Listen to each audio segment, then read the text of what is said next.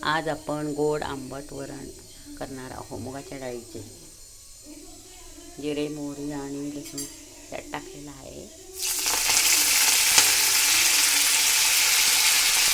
गोड आंबट असं छान वरण.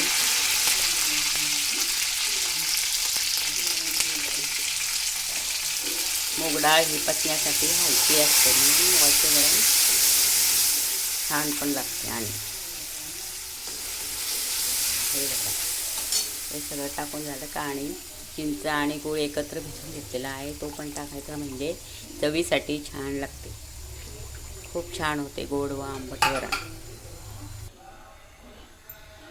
छान असे गोड आंबट वरण तयार झालेले आहे. त्याच्यावर आपण थोडेसे खोबरे टाकू, म्हणजे छान लागते. खोबऱ्याचा किस टाकल्याने आणि थोडीशी कोथिंबीर वर धनिया पावडर टाकायची, खूप छान लागते. बघा किती छान फ्लेवर आलेला आहे. व डाळीला एकच मूगच डाळ आहे, मूग डाळीचे वरण.